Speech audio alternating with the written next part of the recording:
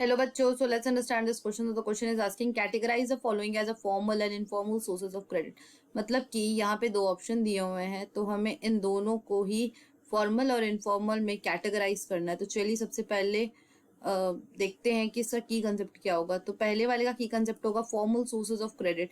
तो formal source of credit जो होता है वो आपका सारे लॉ और रेगुलेशंस को फॉलो करते हैं जो कि गवर्नमेंट ने फ्रेम किए हैं। और अगर हम कंपेयर करें इनफॉर्मल सोर्सेज ऑफ क्रेडिट के कंपैरिजन में तो इनका जो रेट ऑफ इंटरेस्ट है वो काफ़ी लो होता है क्योंकि इन्हें आरबीआई द्वारा सुपरवाइज किया जाता है और ये इंक्लूड करते हैं commercial banks, regional rural bank और कॉर्पोरेटिव को। So what will be the final answer? The final answer will be the formal source of credit. जो कॉर्पोरेटिव होगा, अगर हम कॉर्पोरेटिव से लोन लेते हैं so it will get included under the formal sources of credit. चलिए अब second option की ओर नजर डालते हैं। तो इसमें दिया है लोन फ्रॉम मनी लेंडर। तो यहाँ पे हमारा की कंसेप्ट हो जाएगा इनफॉर्मल सोर्सेज ऑफ क्रेडिट। तो इनफॉर्मल सोर्सेज ऑफ क्रेडिट जो होते हैं वो हमारा कोई भी लॉ और रेगुलेशंस को फॉलो नहीं करते हैं जो कि गवर्नमेंट द्वारा बनाए गए हैं। और अगर हम फॉर्मल सोर्सेज ऑफ क्रेडिट से कंपेयर करें तो इनका rate of interest certain time पे हाई होता है। जैसे मान लीजिए ये किसान है, यहाँ पे एक वर्ड लिखा है डेब्ट ट्रैप। चलिए इसका मतलब समझते हैं। तो मान लीजिए ये किसान है, किसान ने मान लीजिए मनी लेंडर से लोन लिया 50,000 रुपीज विथ इंटरेस्ट और इंटरेस्ट कितना है 8%। तो इन मनी लेंडर ने बोला किसान को कि तुम मेरे से एक काम करो, 50,000 रुपीज ले लो 8% इंटरेस्ट के साथ और तुमको कोलेट्रल वगैरह दिखाने की जरूरत नहीं है, टाइम आने पे तुम मुझे ये पैसे वापस कर देना।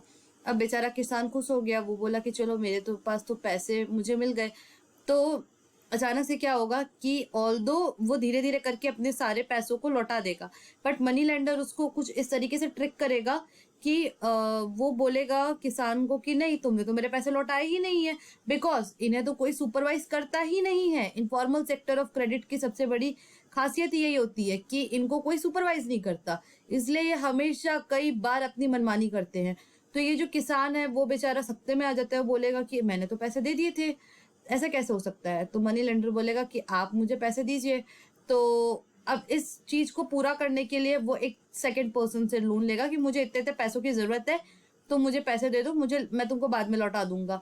तो ये ऐसे क्या है ना, ये ट्रैप बनता जाता है, एक विशियस ट्रैप। इसे हम क्या बोलेंगे? डेब्ट ट्रैप। बिकॉज यहाँ पे हम देख पा रहे हैं डेब्ट मतलब क्या होता है? लोन। तो किसान के सर पे क्या चढ़ता है? लोन पे लोन, लोन पे लोन, लोन पे लोन। तो इसे हम डेब्ट ट्रैप बोलते हैं। और ये सिचुएशन तब आती है जब आप किसी इनफॉर्मल सेक्टर ऑफ क्रेडिट के पास जाएंगे लोन लेने के लिए, मोस्ट ऑफ द टाइम। और ये किन के लोगों को इंक्लूड कर, जैसे आपने फ्रेंड से पैसे लिए, फैमिली मेंबर से पैसे लिए, मनी लेंडर से पैसे लिए। अब जनरली ये बात स्टडीज में पाई गई है कि जो गांव के इलाके होते हैं वहां पे इनफॉर्मल सोर्सेज ऑफ क्रेडिट पे आज भी लोग ज्यादा डिपेंड करते हैं। तो इसकी रीजन क्या है कि कोलैटरल का एब्सेंस। कोलैटरल मतलब होता है कि जैसे आप बैंक से लोन लेने जाएंगे तो वो आपसे एक डिपॉजिट मांगते हैं, एक सिक्योरिटी मांगते हैं, तो it will be called as a what? Collateral. तो कई पुअर पीपल के पास ये कोलैटरल नहीं होता है। और दूसरा, बैंक के जो नंबर है रिमोट एरिया में वो भी बहुत कम है। So what will be the final answer? Final answer will be informal source of credit. मतलब कि अगर हमने मनी लेंडर से लोन लिया so it will get included under the informal source of credit. So I hope this question has been clear to you. Thank you and best of luck.